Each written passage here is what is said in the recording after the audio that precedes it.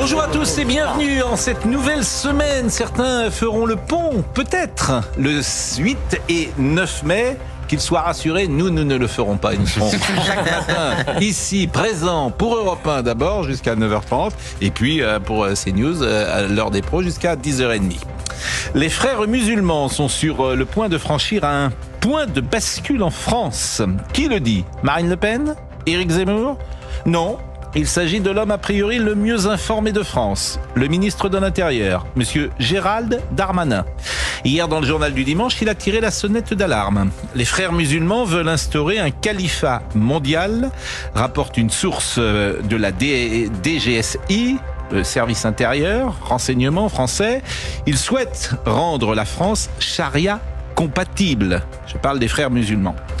Gérald Darmanin prévient de la stratégie, pénétrer les administrations, passer les concours, défendre les revendications religieuses dans les entreprises. La victimisation est aussi une arme, racisme d'État, islamophobie, violence policière, vous connaissez. Ce n'est pas un éditorialiste de valeurs actuelles qui l'écrit, ce n'est pas le Rassemblement national ou Reconquête qui le dit, je le répète, c'est le ministre de l'Intérieur qui l'annonce. L'État est démuni, le cadre juridique n'est pas adapté.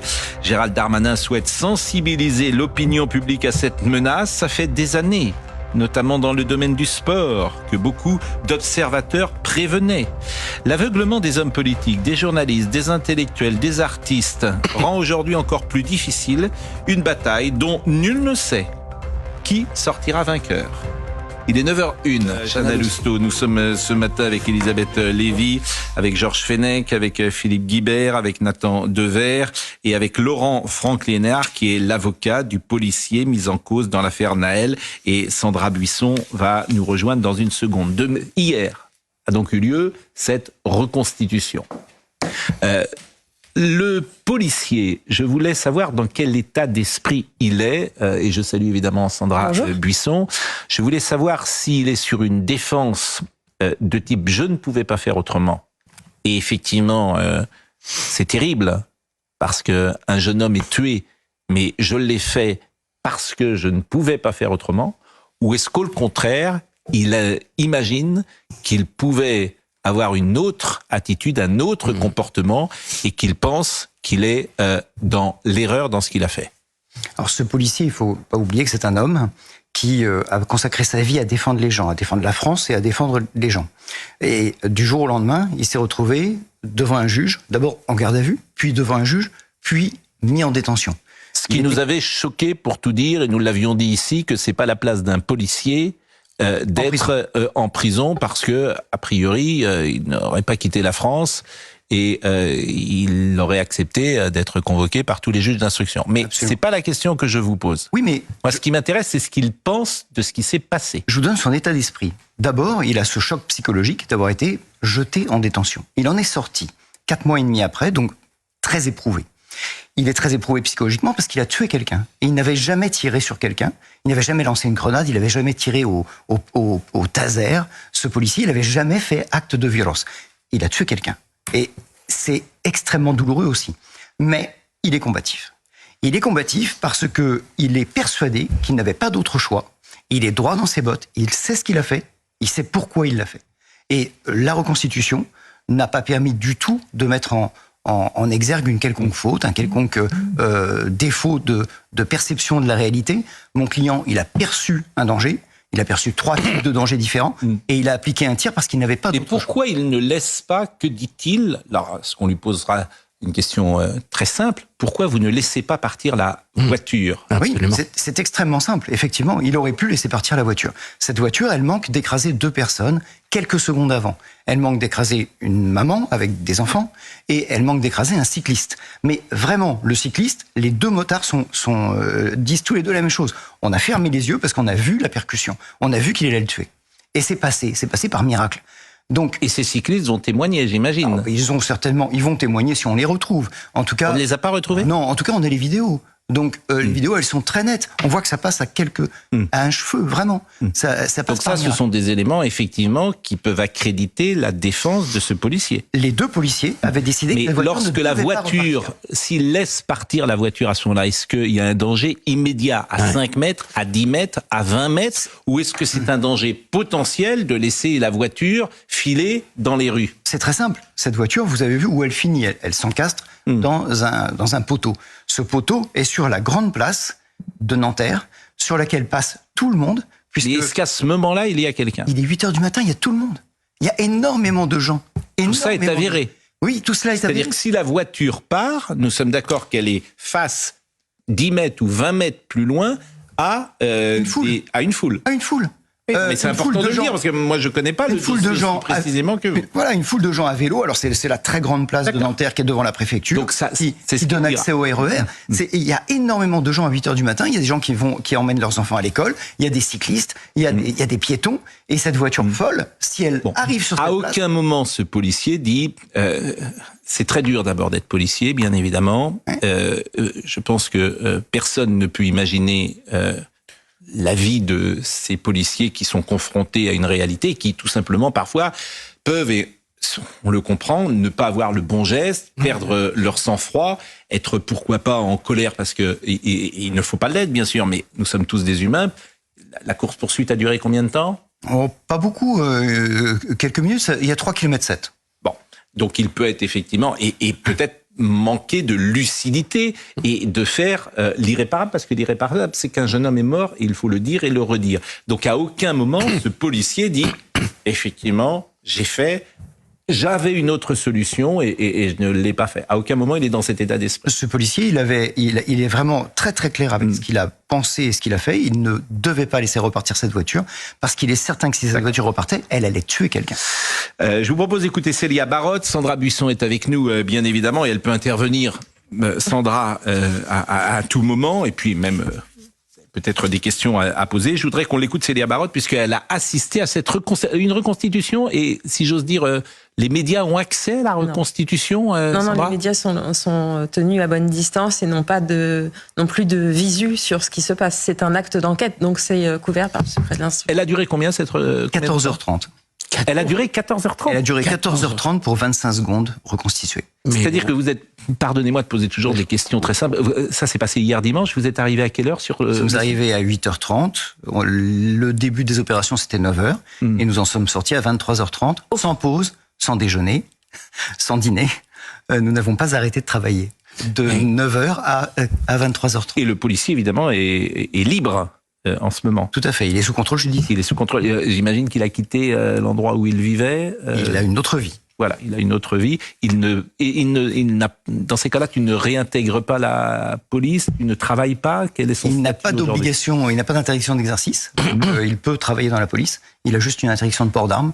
Il faut lui trouver un poste aménagé, mais pour le moment, l'administration ne lui a pas encore trouvé ce poste. Donc... Bon, il ne s'exprime pas, ce policier. Non, il peut pas.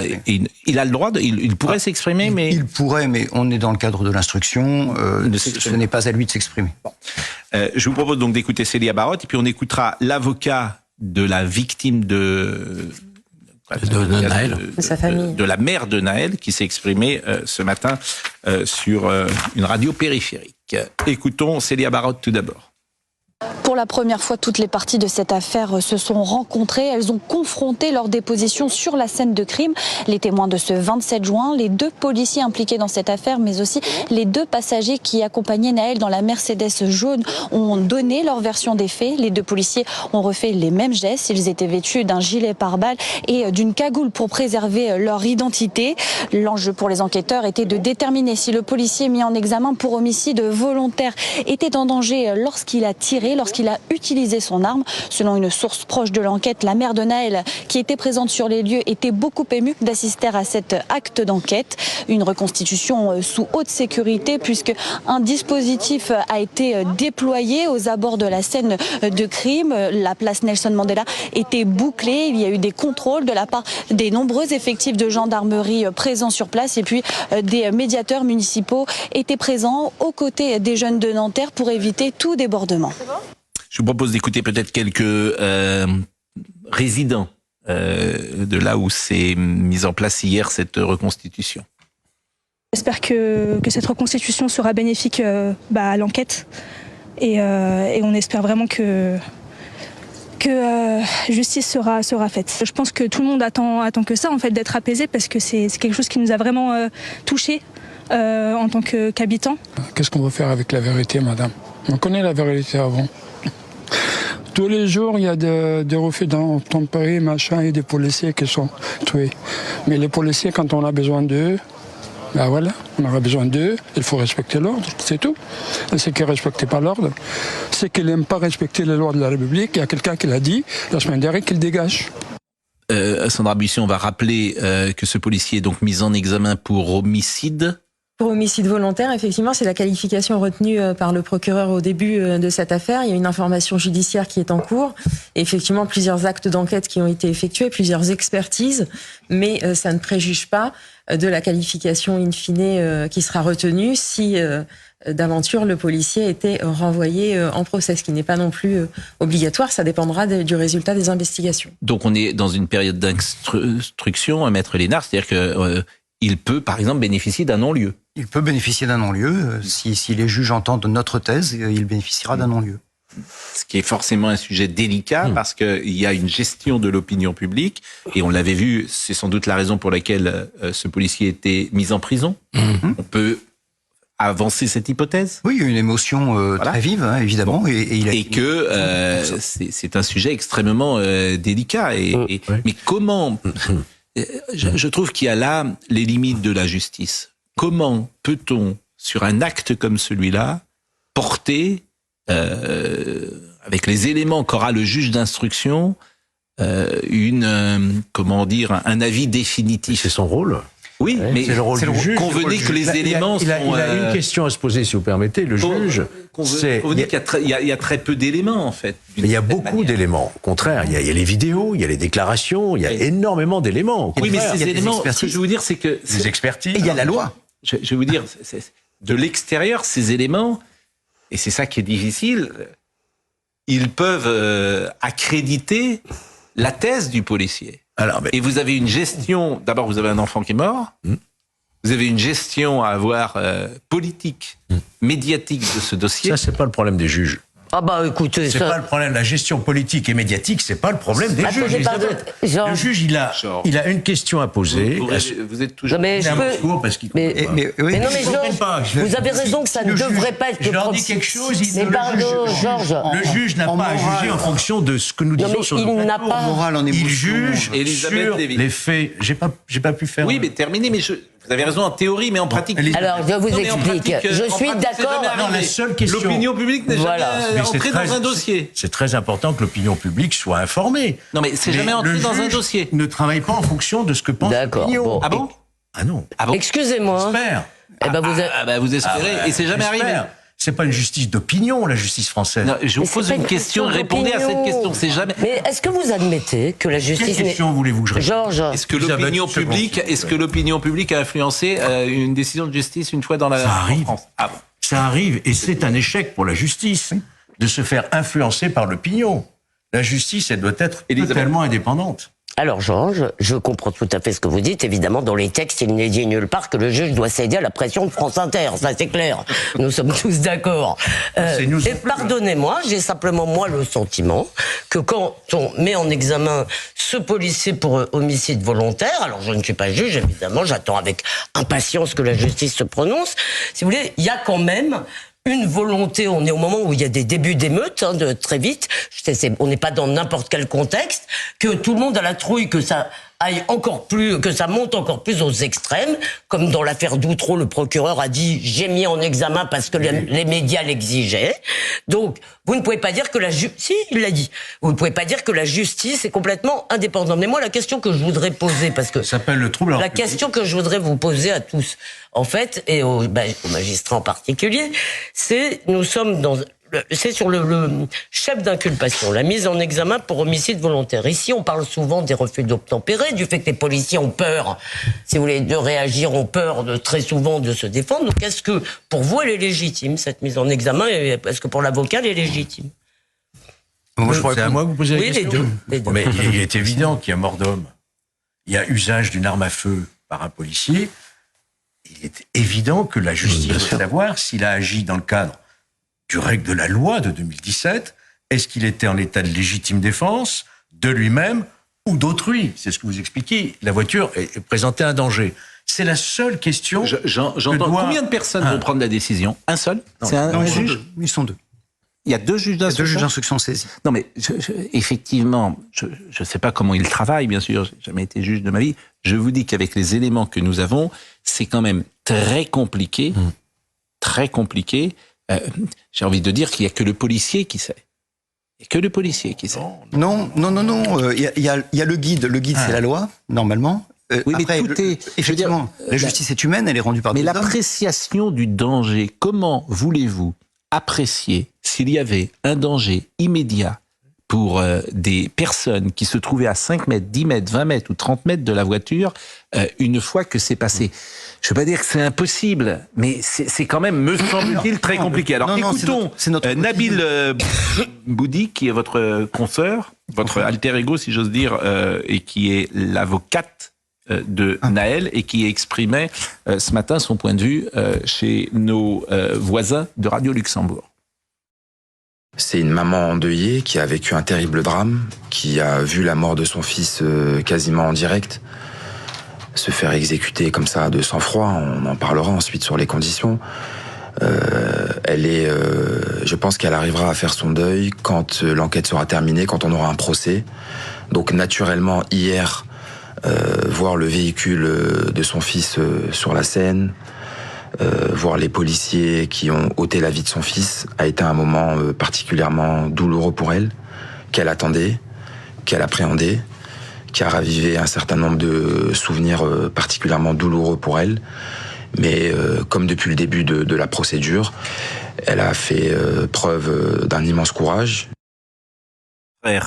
Donc qui défend la mère de Nahel. Je vous propose de l'écouter à une deuxième reprise. La reconstitution, telle qu'elle a été produite hier, c'est sur la base de ces images-là qu'elle a été imaginée. Vous savez, l'expert qui a positionné le véhicule s'est appuyé sur les images qui circulent depuis le départ.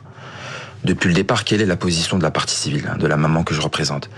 C'est de dire, et on le voit très bien sur les images, qu'au moment où le policier va faire usage de son arme, vous savez, c'est bien réglementé, l'usage d'une arme à feu en service, et les conditions de la légitime défense sont des conditions strictes. Très encadrées. C'est le code de sécurité intérieure. Exactement. Ce que dit le code, c'est que un policier peut faire usage de son arme en cas de doit faire utilisation de son arme en cas de nécessité absolue. Qu'est-ce que ça veut dire? Il est en danger ou si autrui est en danger. Oui. Nécessité absolue, allez-y. Mais qu'est-ce que ça veut dire nécessité absolue? Avant même de vérifier si les conditions sont réunies, en savoir s'il y a un danger ou pas un danger, qu'est-ce que c'est la nécessité? C'est-à-dire que le code, le législateur a imposé aux policiers de vérifier s'il n'y avait pas d'autre moyen de parvenir à son objectif que celui de faire usage de son arme. Quand il dit d'ailleurs que c'est bien encadré, justement non. C'est-à-dire qu'il y a une sorte de flou. Oui. C'est l'exact contraire, parce qu'on avait souvent dit je crois qu'il y a 4 raisons pour lesquelles le policier, 5. Il y a une sorte de flou. C'est précisément le contraire. Et tout le monde se trompe quand on parle de légitime défense. Ce n'est pas le fait justificatif qui est invoqué ici, c'est pas celui qui s'applique. Donc il faut arrêter de parler de légitime défense dans ce dossier. On parle d'application d'un tir dans le cadre du droit d'usage des armes. C'est 435.1 du Code de la sécurité intérieure, et c'est donc l'autorisation de la loi qui est en jeu. Mais lorsqu'il parle d'absolue nécessité, il dit il faut pas d'autres moyens. Moi, j'attends qu'on me dise comment on arrête une voiture qui fait 400 chevaux. Elle était arrêtée. Avec un monsieur qui va repartir. Mais non, elle était en train de repartir quand le tir est fait. Donc elle était arrêtée. Cette voiture, en train de repartir, elle était arrêtée. Cette voiture va repartir. Il faut qu'on m'explique comment on l'arrête, comment on l'empêche de repartir, sauf à appliquer un tir sur le conducteur. Je demande simplement ça. Personne n'est en capacité de me répondre. Alors, est-ce qu'il fallait laisser repartir la voiture? Dans la reconstitution, il y a également des éléments sonores qui ont été entendus. C'est-à-dire que ce policier dit des choses à Nahel. Alors, et la reconstitution sonore n'a pas été possible parce que le quartier entier avait été bouclé. Nous étions dimanche, il n'y avait pas de circulation. Donc le niveau sonore, le jour des faits, n'avait rien à voir avec le niveau sonore d'hier. Donc nous n'avons pas pu reconstituer les paroles. Le policier a dit des choses. Alors oui, le policier, il a dit des choses. Il lui a dit des choses qui peuvent être répréhensibles. Il est absolument affirmatif. Il a dit 3 mots, coupe, coupe, coupe. Et c'est tout. Ce sont les seuls mots prononcés par mon client qui visaient à lui faire... Les mots de menace qu'on a entendus n'existent pas. Lui ne les a pas prononcés. Il est absolument... Il n'y avait pas un enregistrement sonore qui a existé ou qui a circulé. Les autres mots ne sont pas de son fait. Donc, Ils sont du fait de qui? Je ne sais pas. Ils étaient de l'autre policier. Je ne sais pas ce qui a été dit. Je ne sais pas qui l'a dit. Mais l'autre policier n'est pas mis en cause. L'autre policier est mis en cause. L'autre policier peut s'en expliquer. Son avocat peut s'en expliquer. Il est mis en cause, l'autre policier? Oui. Mais ça ne me regarde pas. Il était là hier. Oui, mais vous pouvez nous donner simplement ce qu'il a dit. Non. Non, ça le regarde. Non, je suis désolé. Buisson, est-ce que vous pouvez apporter quelques précisions sur ces sujets? Et l'autre policier est mis en cause, est mis en examen? L'autre policier est placé sous le statut de témoin assisté. Donc effectivement, il n'est pas mis en examen. Ça veut dire qu'il n'y a pas de toute façon, c'est pas lui qui est suspecté d'avoir tiré. Le tir, tout à fait. Ça a été effectué. Mais on lui reproche à cet autre policier. Pour l'instant, il est sous le statut de témoin assisté. Il n'est pas mis en examen, donc il n'est pas suspecté d'avoir commis. Moi, je rappelle la difficulté pour tous les policiers. Parce que pense l'opinion publique? Effectivement, elle est insupportée par ces refus d'obtempérer. Insupportée. Effectivement, ce qui arrive à certains ne peut pas arriver à d'autres. C'est-à-dire, disons les choses. C'est-à-dire que ça ne peut pas arriver, sans doute, à tout le monde. C'est-à-dire que quand tu vois un policier, tu t'arrêtes. C'est la règle. Et 100% des gens qui s'arrêtent et qui se laissent contrôler n'ont jamais été blessés, jamais été inquiétés. Exactement. Il faut le dire, le redire et le redire. Parce que ce métier est terrible, aujourd'hui, de policier. Moi, naturellement, j'ai envie de les défendre, toujours et tout le temps, parce que ce qu'ils subissent en France, depuis des années, et quand ils sont sur le terrain, et en plus, ensuite, dans le traitement de l'espace médiatique, me paraît pas convenable. Par rapport à leur engagement, ce sont des gens qui sont là pour nous. Et qu'il faut plutôt aider. Et qui tous les jours risquent leur vie pour nous. Et qui risquent leur vie. Bon, il est 9h23. Thomas Hill est avec nous. Je suis désolé parce que vous n'avez pas encore parlé, cher Philippe, mais Thomas Hill, mais c'est l'été, Thomas. C'est le printemps, vous savez. Ça y est, je peux enlever le col roulé. Vous avez froid? Un peu encore. Un bonnet dans ma voiture, si vous avez froid. Bon, vous êtes là toute la semaine, le 8 et le 9, vous n'allez pas faire le pont, j'espère. Évidemment, on travaille tous les jours, donc qu'est-ce que vous croyez? On est là. Bonne émission à vous, il est 9h23, on avait prévu... 9h30, 11h. Europe 1, Culture Média. Thomas Hill. Et dans quelques minutes, c'est Culture Média qui commence avec une équipe en pleine forme et on sera avec Miss France 2011, Laurie Tillman. On va parler de toute son actualité télé. Et puis les comédiens Mélanie Bernier et Max Boublil nous rejoindront. À tout de suite sur Europe 1.